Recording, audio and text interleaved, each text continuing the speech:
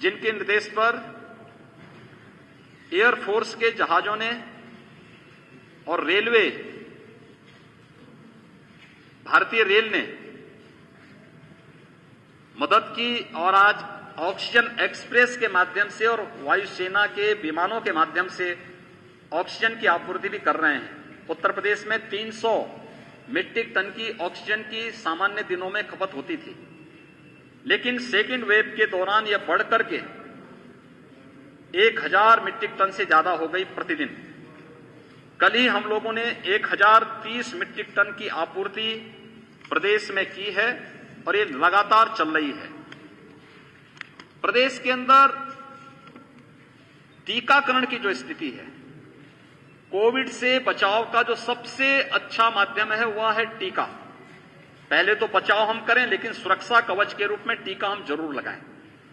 और टीका के लिए अब तक प्रदेश ने 1,43,00,000 टीके लगाए हैं 45 प्लस के लोगों को और 2,65,745 टीके लगे हैं 18 से 45 वर्ष की उम्र के लोगों को प्रदेश में अब तक लगाए हैं। और ये टीकाकरण का कार्यक्रम प्रदेश के अंदर सफलतापूर्वक आगे बढ़ रहा है।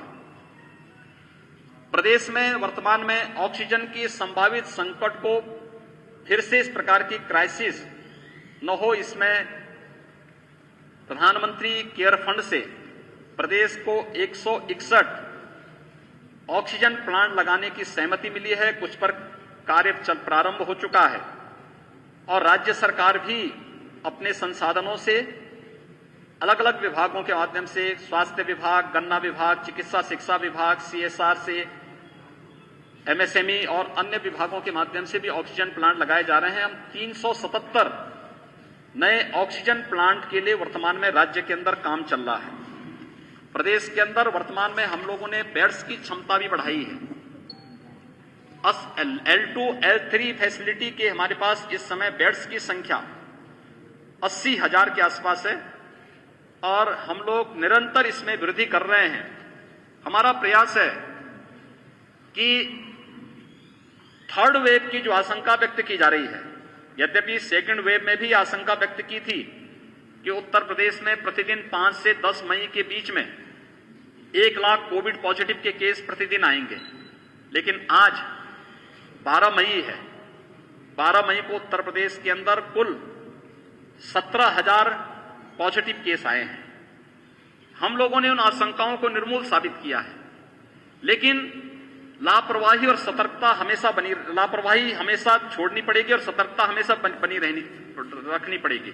इसी तरह से हम लोग थर्ड वेव की भी आशंका को ध्यान में रखते हुए अभी से हम लोगों ने इसकी तैयारी भी एक अलग से टीम लगा करके प्रारंभ कर दी है कि पीडियाट्रिक्स के ICU का निर्माण अभी से हर जनपद में प्रारंभ हो, उनकी ट्रेनिंग के कार्यक्रम हो।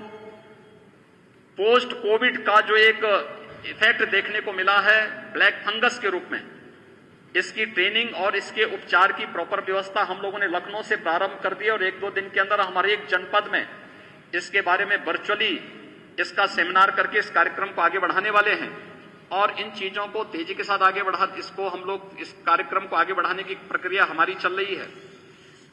हम लोगों ने जो हमारे बड़े मेडिकल कॉलेजेज हैं, बड़े हॉस्पिटल हैं, वहां पे LMO प्लांट या एयर सेपरेटर प्लांट ऑक्सीजन आपूर्ति के लिए लगाए हैं। लेकिन जो दूर दराज के जो हमारे CSC हैं, उनमें भी ऑक्सीजन की आवश्यकता लोगों को पड़े, इसके लिए 20,000 से अधिक हम लोगों ने अब तक ऑक्सीजन कंसंट्रेटर पूरे प्रदेश के अंदर उपलब्ध करवाए हैं। ये ऑक्सीजन कंसंट्रेटर ऑक्सीजन की आपूर्ति वहां पर आराम से 5 घंटे ऑटोमेटिक वो चलते हैं, एटमॉस्फेयर से ही वे ऑक्सीजन लेते हैं, उसके माध्यम से इसको चलाने का काम कर रहे हैं और सफलतापूर्वक ये प्रदेश के अंदर संचालित हैं। अलीगढ़ मंडल में आज मैं आया हूं। अलीगढ़ मंडल में यहां पर एक्टिव केस की संख्या अब कम होती जा रही है। पिछले एक सप्ताह में यहां पे लगभग 200 से अधिक एक्टिव केस कम हुए हैं। पॉजिटिविटी रेट में निरंतर गिरावट है। अगर ओवरऑल कमिश्नरी का हम देखेंगे तो यह पहले 20% के आसपास थी, अब यह घटकर के 5% के आसपास है। और हमारा प्रयास है कि इस पॉजिटिविटी रेट को और भी कम लाने के लिए, इसके लिए हर एक जनपद को टेस्ट बढ़ाने के लिए कहा गया है। प्रदेश में ऑक्सीजन की आपूर्ति की व्यवस्था सुनिश्चित करने की पूरी व्यवस्था की जा रही है।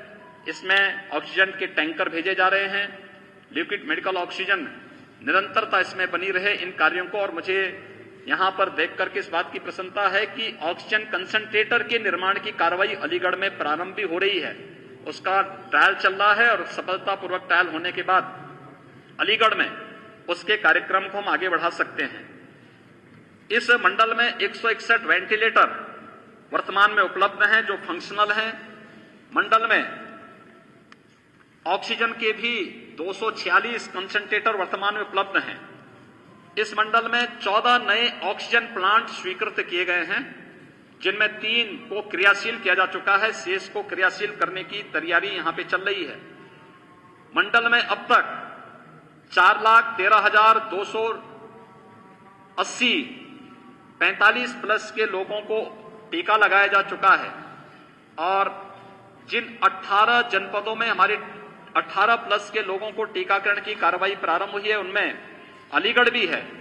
अलीगढ़ में जनपद में 5,721 लोगों को अब तक 18 प्लस के उन सभी युवाओं को भी टीका लगाया जा चुका है।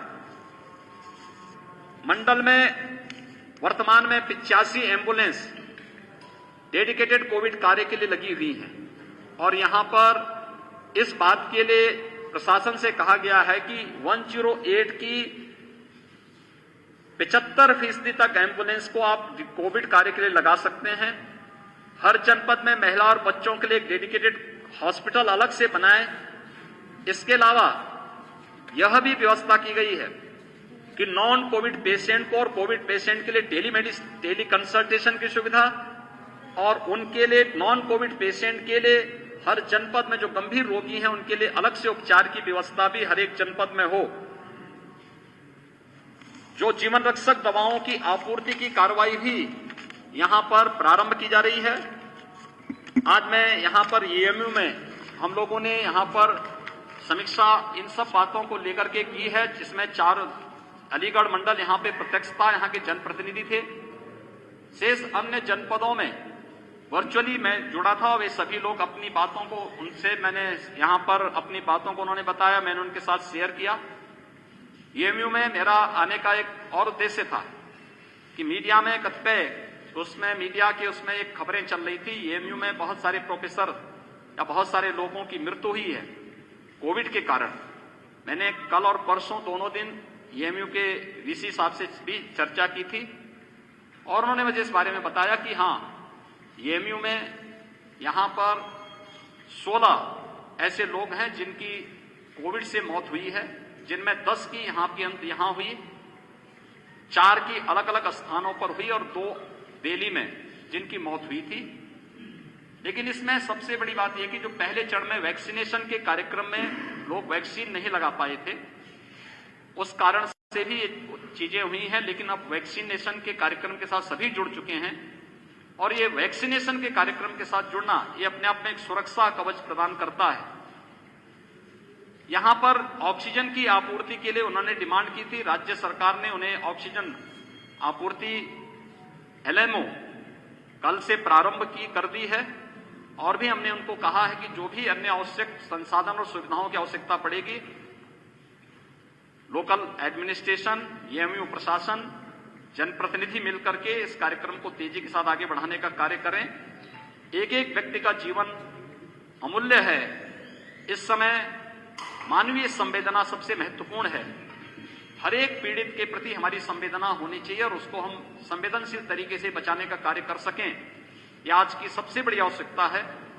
और मैं अभिनंदन करूंगा अपने सभी हेल्थ वर्कर्स का, उन सभी कोरोना वॉरियर्स का जो इस कार्य के साथ मजबूती के साथ जुड़े हुए हैं और एक एक व्यक्ति के जीवन को बचाने का कार्य कर रहे हैं। मेरी आप सबसे भी अपील है कि बचाव सर्वोत्तम उपाय है।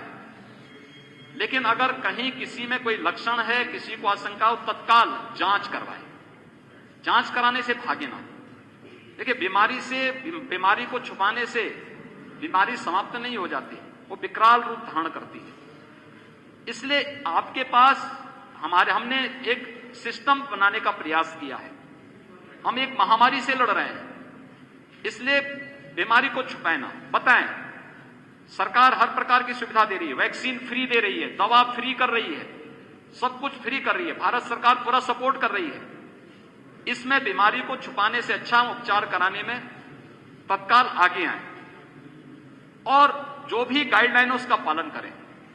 प्रत्येक नागरिक इस बात को ध्यान में दें कि कहीं भी कोई ऐसी स्थिति ना आने पाए जहां पर कहीं संक्रमण की चेन स्प्रेड होती हो।